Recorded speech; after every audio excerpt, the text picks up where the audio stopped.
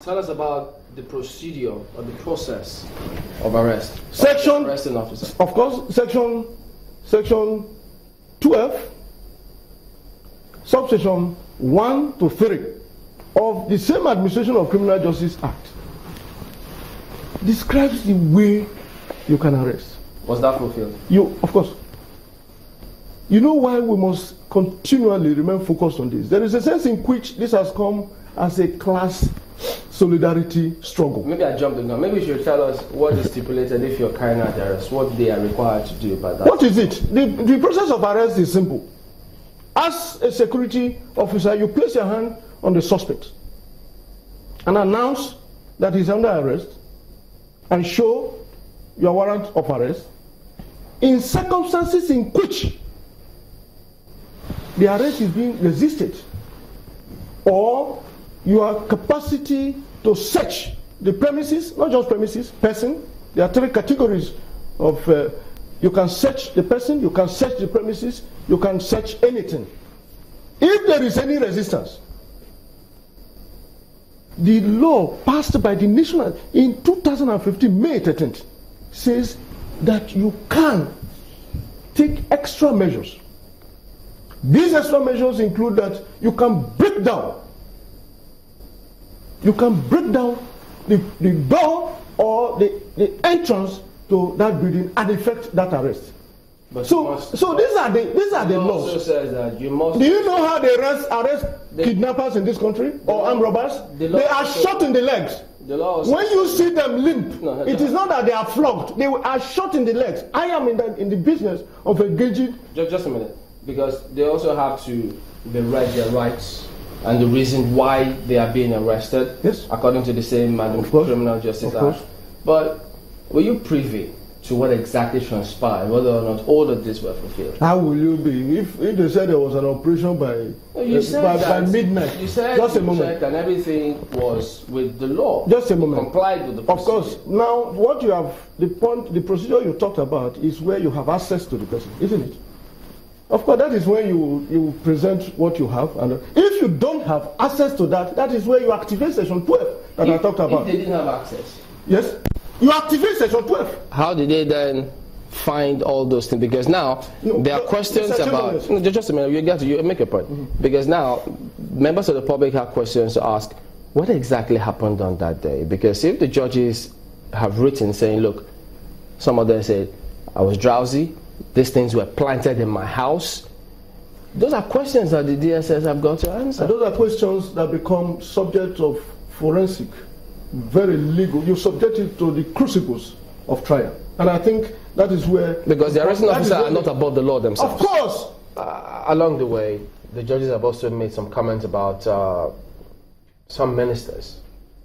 What do you think should happen to that case? Well, I think first is to commend the media.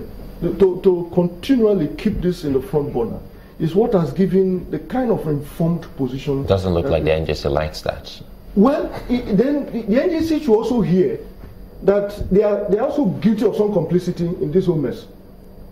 Because if the NJC, which has now suddenly woken up, if the NJC has risen to the occasion, at least dealt with the challenges as it's coming out now, perhaps we won't get to this stage.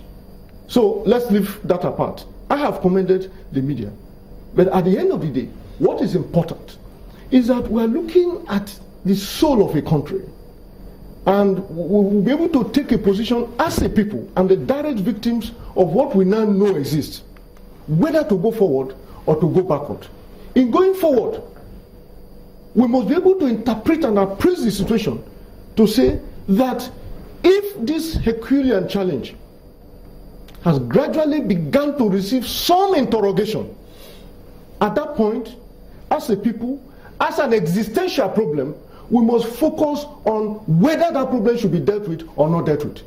Perhaps, according to the due process of the law. All right, let's get Markway in on this one. Markway? I'd like to hear her. Yes, you were already talking about whether or not, the ministers who were mentioned should be made to step aside as well so that some investigation can be done. What's your view on that? The integrity of a government or even an association or a group of persons that wears the toga and pretends to fight corruption can only be preserved if it becomes holistic. That's my position. And therefore, if individual members of the Buhari cabinet has been, identified, mentioned, I would be advocating that they should not just step aside. The investigations on them should take a more profound dimension. That way, this whole debate can be doused somewhat, but more importantly, you will be raising the bar, the integrity quotient of your government to say that, look, we rode to power on the crest of our vow to deal with the issue of corruption conclusively, without fear or favor, and therefore we are starting with this one. I will be glad, and so Nigerians will be elated to see a body of evidence produced with which to nail sitting members. That is the only time where, if you hear that they are fighting corruption, every person across the board will sit up. Do you think in other words, we are insisting that those who have been mentioned at the level of that allegation, notwithstanding the circumstances in which the allegations were made, should be investigated. The investigations should also take an open form, so that this process will go the whole hog, and then convictions secured if possible.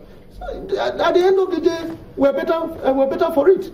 That's what we anchor, Mr. Malachy Ugwumadu, President of CDHR, that's our Campaign for Democracy and Human Rights. Committee for the Defense of Committee, okay, and also a legal practitioner. Thank you very much indeed for coming on this morning. Well, that's it today. And why do I keep thinking it's Friday? All right, we'll be back tomorrow. I'm Chamberlain Uso. Many thanks. I'm Sulaiman Alede. Chamberlain, we're almost there, not to worry. Thank you for watching. I'm Malachy Ugwumadu.